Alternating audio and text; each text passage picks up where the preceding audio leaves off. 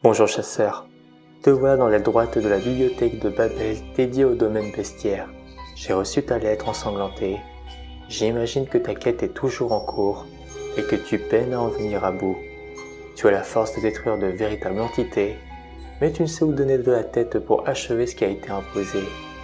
Alors, point d'inquiétude, je vais te donner les informations que j'ai recueillies sur cette étrange brume qui, dans des jours froids, obscurcissant le soleil, de véritables abominations rôdent, entraînant avec effroi et horreur tout être qui n'est pas aussi effroyable qu'eux. D'où vient-elle? Qu'est-ce qu'elle contient? Je te partagerai mon savoir afin que tu puisses en finir avec ce phénomène atroce dans ce qui est appelé The Mist.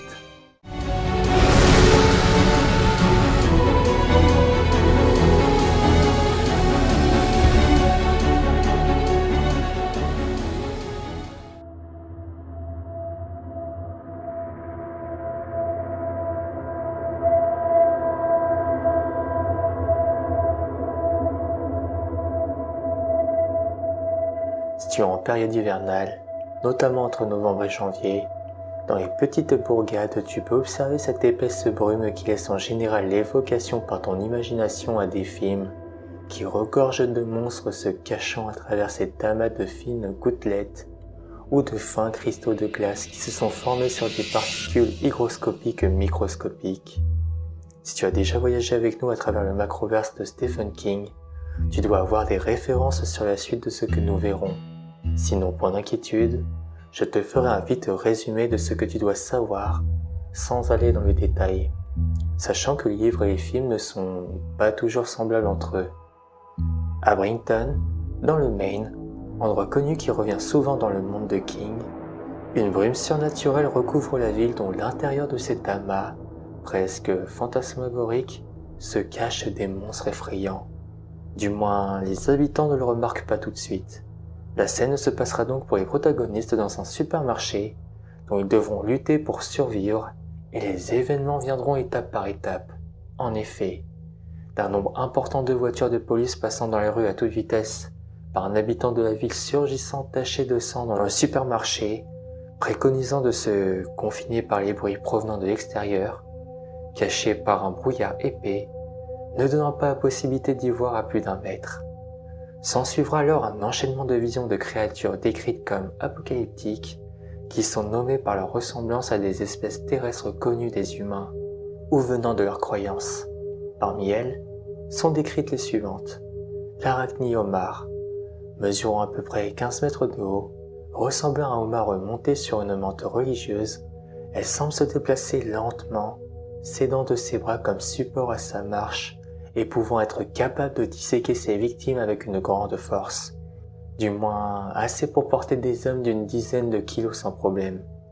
Les veuves gris, prédateurs mortels ressemblant à des araignées de la taille d'un petit chien, ces créatures possèdent la capacité de produire des fils de toile corrosifs qui peuvent brûler des matériaux, comme le tissu et la chair pour y tirer sur des proies sous forme de projectiles. Dans la nouvelle comme dans le film, les veuves grises tuent normalement simplement leur proie avec leurs fils de toile acide, mais dans l'univers du film, elles ont également la capacité de capturer et de pondre des centaines d'œufs dans un autre humain vivant, dont les œufs mettent environ 1 jour à éclore. Toutefois, de grandes créatures ressemblant à des araignées mesurant environ 2 fois la taille d'un homme adulte seraient des versions beaucoup plus grandes des veuves grises. D'ailleurs, seuls leurs cadavres en feu sont visibles dans l'univers du film.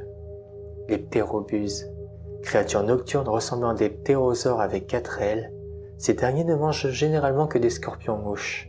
Néanmoins, ils semblent capables d'être hostiles également avec les humains qui s'approchent malheureusement trop près d'eux.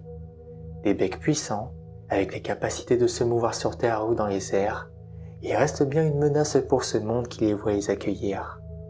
Les scorpions-mouches, petites créatures dodues volantes de la taille approximative d'une tête, ils ressemblent à des guêpes qui pullulent. Dans l'univers de la nouvelle, ces créatures ont une peau rose couleur chair brûlée, et leurs yeux sont sur des tiges dépassant de leur tête, possédant une neurotoxine mortelle qui provoque un gonflement et une suffocation massive en quelques minutes. Ces créatures sont attirées par la lumière, du moins, nous le supposons. les tentacules de la planète X. Ces tentacules ressemblent à ceux des calamars dont les ventouses contiennent des dents qui permettent à l'ensemble de servir de bouche, consommant les proies alors que les tentacules l'enveloppent. On ne sait pas à quel type de créature les tentacules sont attachés. Leurs particularités sont que, dès qu'ils sont coupés ou séparés de la brume, ils se décomposent en un liquide nauséabond en quelques secondes. Le cerf-volant tueur. Grande créature verte qui ressemble à une libellule grossièrement difforme avec des ailes claires, il n'est cependant apparu que dans l'univers de la nouvelle. La terreur-pède. Énorme créature ressemblant à 1000 pattes, qui a d'énormes antennes en forme de griffes avec des pointes rouges, soi-disant pour mordre quelque chose. Il a été vu en train de ramper dans le magasin quelques secondes après que les ptérobus se soient brisés dans la vitrine du magasin. Il avait rampé sur une personne et lui avait arraché la tête. Dans la nouvelle, ils vivent dans les arbres tout en mangeant des tentacules ou des tentacules les mangeant, se nourrissant les uns les autres.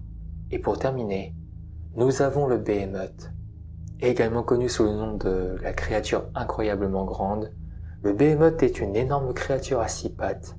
Dans l'univers de la nouvelle, à part les jambes avec des centaines de mouches scorpions accrochées à elle, cette créature est invisible.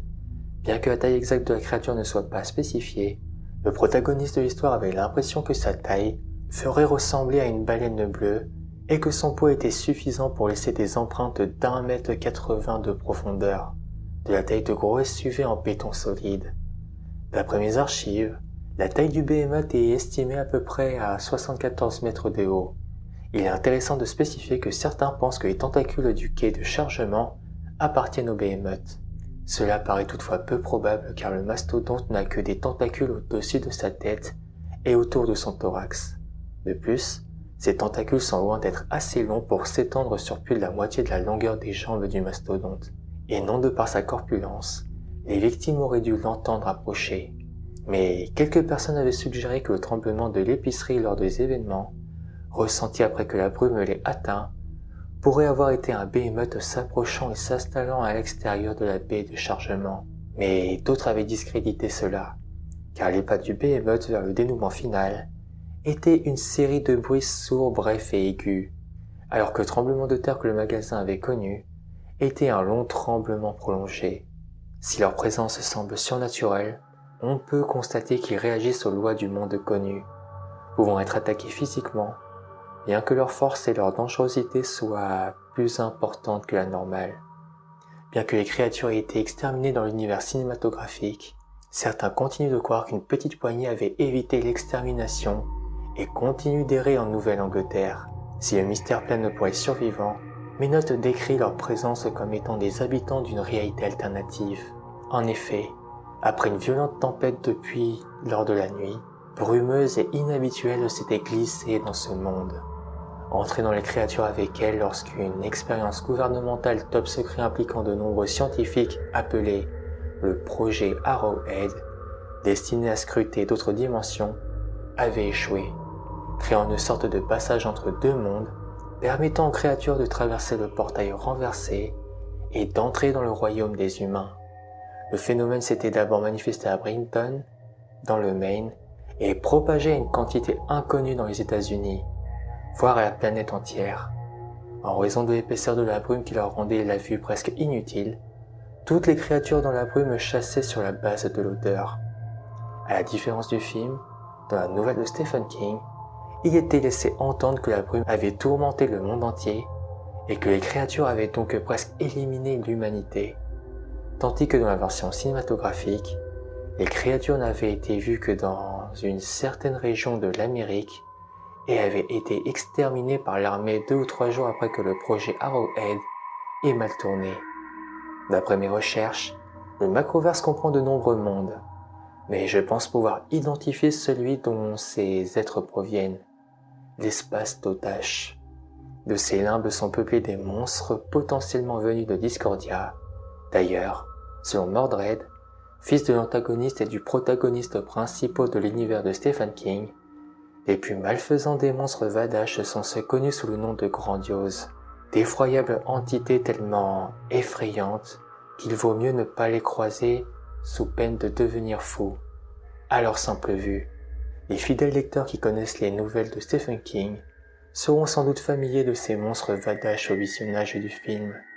Dans ses œuvres, les insectes géants et les créatures effroyables qui s'en échappèrent rappellent un croisement entre les mondes du Vadash et ceux d'une tramée, ces failles spatio-temporelles émettant un son strident difficilement supportable, permettant les voyages à travers les mondes.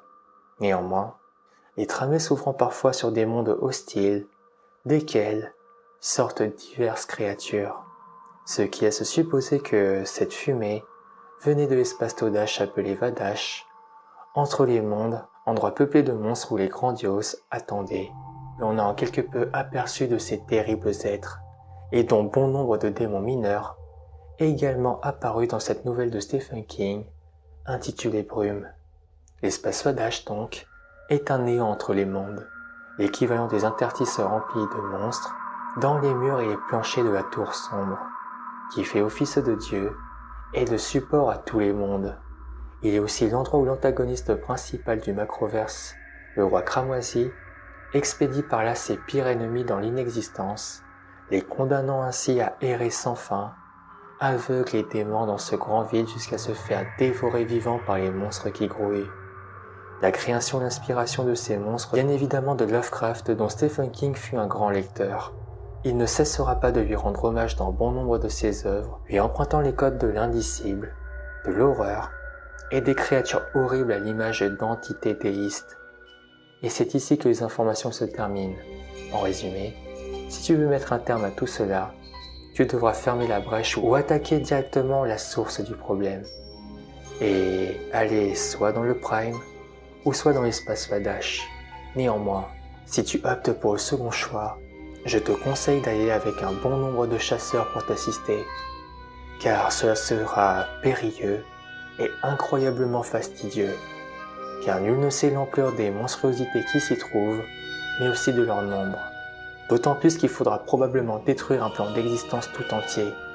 Quoi qu'il en soit, je dois continuer mes recherches car d'autres chasseurs requièrent mon aide. Je te souhaite donc bonne chance et j'espère te revoir. Mes vœux t'accompagnent.